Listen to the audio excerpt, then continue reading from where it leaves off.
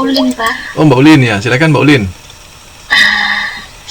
Ya, terima kasih. Nilai perusahaan merupakan kondisi tertentu yang telah dicapai oleh suatu perusahaan sebagai gambaran dari kepercayaan masyarakat terhadap perusahaan setelah melalui suatu proses kegiatan selama beberapa tahun, yaitu sejak perusahaan tersebut didirikan sampai dengan saat ini. Meningkatnya nilai perusahaan adalah sebuah prestasi yang sesuai dengan keinginan para pemiliknya, karena dengan meningkatnya nilai perusahaan, maka kesejahteraan para pemilik juga akan meningkat. Terima kasih, Pak. Oke, makasih Mbak Ulin. Ada lagi dari yang lain? Mana nih mama kita ini ya? Mak Lili mana nih ya? Sama Mbak Masria? Mbak Osniar nih kayaknya lagi lelah. Tadi udah bilang. Mas Saipul, Mbak Sarina. Mbak Sarina kerja kayaknya. Ya, Mbak Ayu, langsung ngomong Mbak Ayu. Silakan.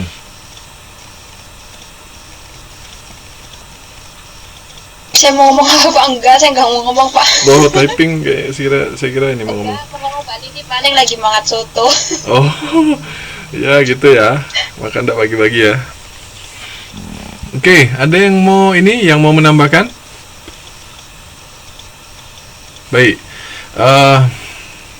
Ketika berbicara tentang nilai perusahaan, nah nilai perusahaan di sini merupakan harga yang sanggup dibayar oleh calon pembeli apabila perusahaan tersebut dijual.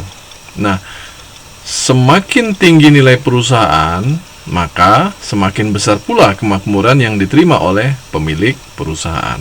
Ingat ya, nilai perusahaan di sini yaitu harga yang sanggup dibayar oleh calon pembeli apabila perusahaan tersebut dijual. Oke? Paham ya? Paling mudah, itu yang paling sederhana. Jadi, itu. Nah, selanjutnya, suatu hal yang perlu diingat bahwa memaksimumkan nilai perusahaan itu tidak sama dengan memaksimumkan laba per lembar saham, atau biasa disebut, kalau cerita tentang laba per lembar saham itu biasa disebut dengan earning per share atau EPS. Pasti sudah disinggung ini.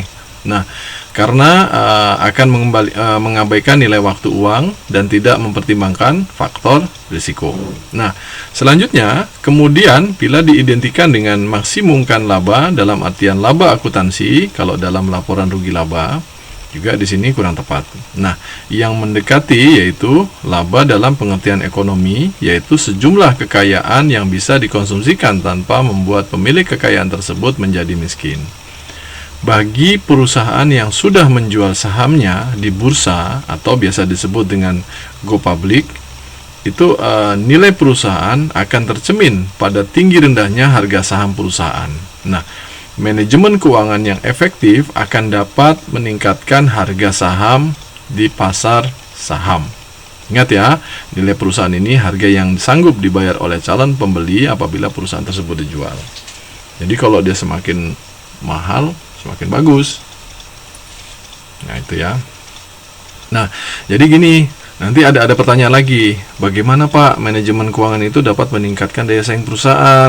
Nah, bisa dijelaskan gini. Jadi segala fungsi bisnis itu harus dikelola oleh pihak manajemen agar dapat meningkatkan daya saingnya. Itu secara teori. Nah, misalnya di bidang pemasaran, manajemen itu harus dapat menciptakan produk-produk baru sesuai dengan selera konsumen. Itu sudah kita singgung dari pertemuan awal sampai ke pertemuan yang saat ini. Nah, di bidang keuangan, manajer keuangan itu dapat menciptakan keunggulan dengan mencari dana yang termurah dan menggunakan secara produktif. Penggunaan dana secara produktif ini akan terlihat dari berbagai risiko kinerja keuangan perusahaan. Misalnya, ada yang namanya profitabilitas. Tadi sudah dijelaskan disinggung oleh teman-teman kita.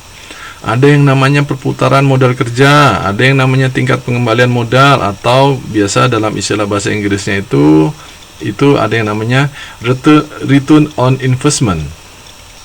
Yang semuanya itu dapat dilihat melalui analisa keuangan perusahaan pada pembahasan yang ini ya. Kalau dalam istilah manajemen keuangan itu nanti dia akan bisa dijelaskan lebih detail. Nah, oke, sebentar dulu. teman-teman ada nggak yang paham apa itu sudah ini return and risiko? Apa itu return, apa itu risiko? Ada yang bisa menjelaskan nggak di kelas ini?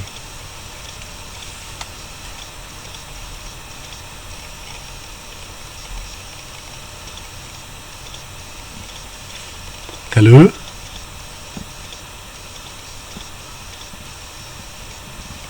Oke, silakan Mbak Furaida. Apa itu return, apa itu risiko? Pendapatan dan risiko kan Bapak? Ya apa itu? Tapi jangan diulang. Enggak. Tapi benernya nggak itu. Apa itu? Coba dijelaskan. Enggak, kita ngulang-ngulang aja. Ini kan sudah dibahas nih. Pasti sudah dibahas. Itu nungguin temannya lain dulu. Oke, silakan Mbak ini, Mbak Tri Gustina Sari.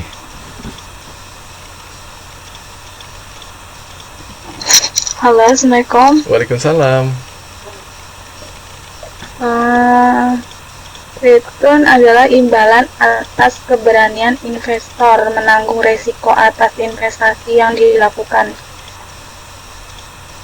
Sedangkan tadi return sama apa ya Pak? Return. Return. Coba bilang return. Return. Ya. Return. Nanti jangan bilang return. Return. Kalau bilang return itu nanti malu kita. Mendingan kita bilang pendapat pengembalian aja. Adalah imbalan. Imbalan keberanian investor menanggung resiko atas investasi yang dilakukannya. Terus? Tadi apa kan satunya? Apa itu return? Apa itu risiko? Resiko adalah kondisi perusahaan yang terjadi secara individual, yakni resiko bisnis, resiko leverage, dan resiko likuiditas.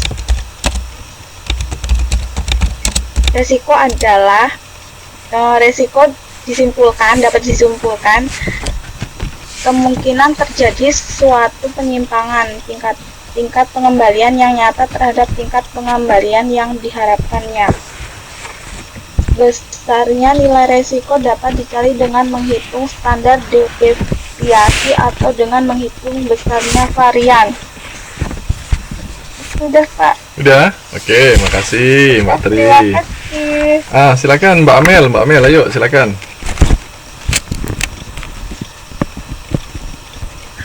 Halo, itu tadi return apa return?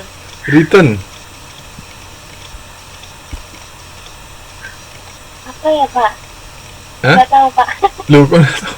Ini boleh Pak, saya menambahkan. Ya, silakan Mbak Breda. Saya boleh menjelaskan, boleh. Mbak mau menjelaskan apa tadi? Tentang apa tadi return?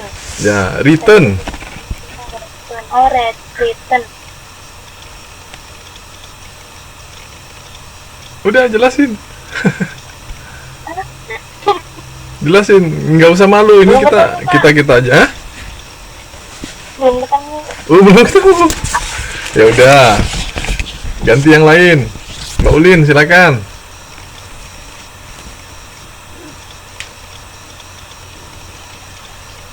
Wah, saya.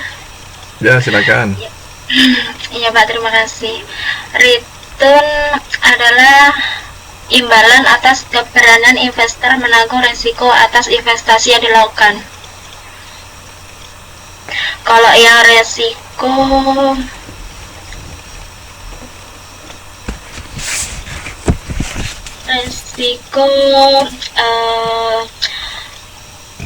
suatu pengembalian akan berbeda dari tingkat pengembalian yang diharapkan Bapak.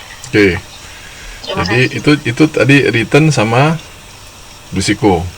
Ketika berbicara tentang keuangan, nanti pasti akan ketemu lagi dengan yang namanya istilah ada itu return, ada itu risiko. Ada yang namanya return on investment atau tingkat pengembalian modal. Itu ya. Nah, saya lanjut